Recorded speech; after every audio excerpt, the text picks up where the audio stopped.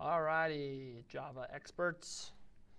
We're going to do a little bit of reviewing, and then we're going to learn math. And then after this, you'll be able to do our first real Java assignment. Hopefully you're ready for it.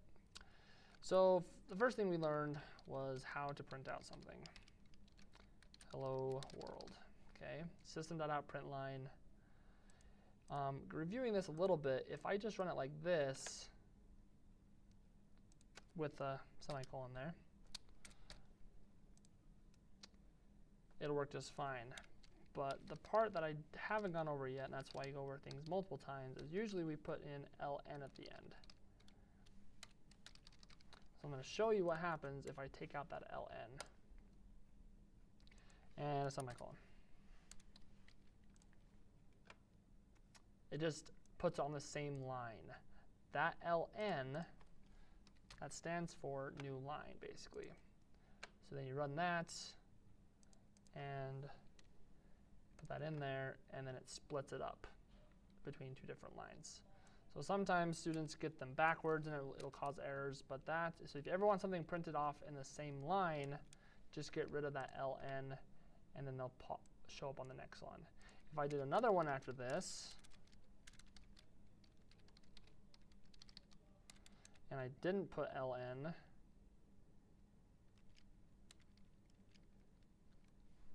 on this one either, they would all three of these be on the same line. Semicolon. Okay, so that ln splits them up over different lines.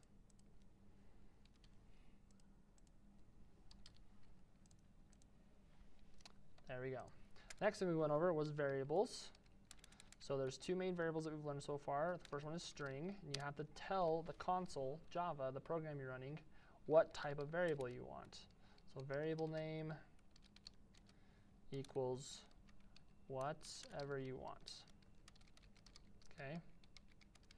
When you put in numbers inside quotation marks, those don't have numeric value anymore. They're just like letters. They're just there. Don't forget your semicolon. And we also have integers. Notice that string is capitalized, integer is lowercase, or else it won't work. Number 1 equals 2, 3, 4, 5, 6, 7, 8. Remember, it does have a limit. Don't make it too big, or else it won't work. Okay, so those are your two main variable names, two main variable types. Strings allows you to save text, and you can also set up an integer, which saves numeric value. So if I wanted to set up another numeric variable, and it's the same thing as in Python.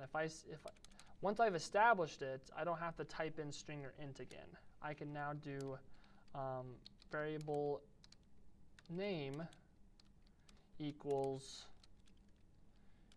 pizza now. Okay, and then if I did print, Python ruined me. System dot println variable name. Don't forget that tab trick. If you're starting to type a long variable name, and as soon as you see it pop open here, you can hit tab and it'll pop in there. So if I run this last system out println, what's going to print? Is pizza going to print out, or is whatever you want going to print out? Let's take a look. Cannot find symbol. Variable name. Got to make sure they're spelt the same. See my mistake? I didn't name it the same. So it's like, what are you talking about, Willis? There we go. It printed out pizza. It printed out pizza because variable name now has the value of pizza.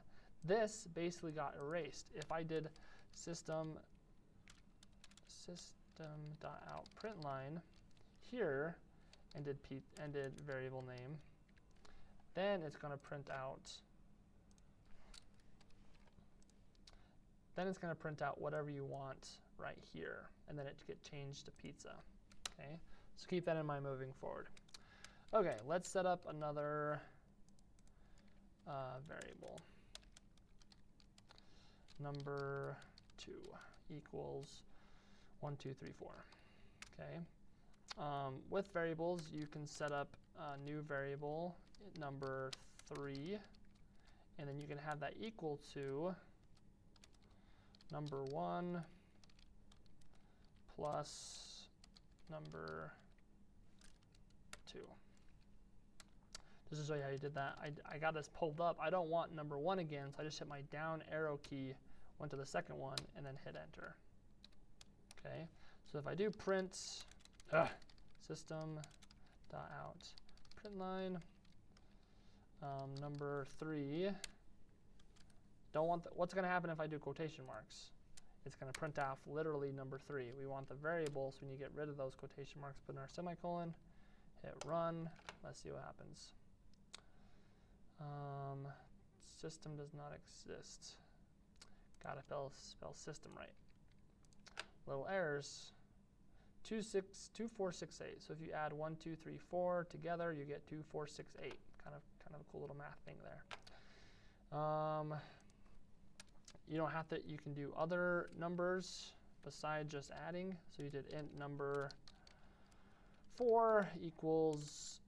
We can now do number 3. 3 times, that's the asterisk, it's on the 8 key, times number 2, sure. And then we can do int number 5 equals 4, number 4. You could do minus number 1. Let's see what happens.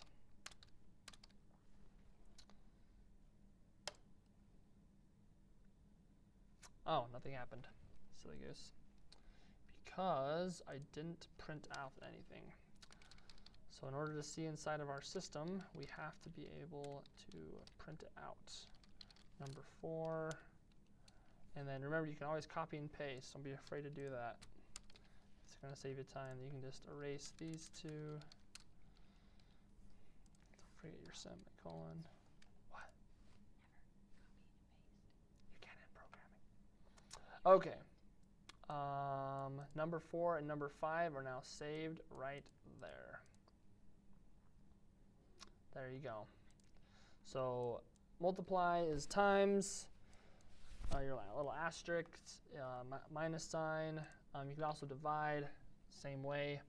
I think that's everything I want to cover here.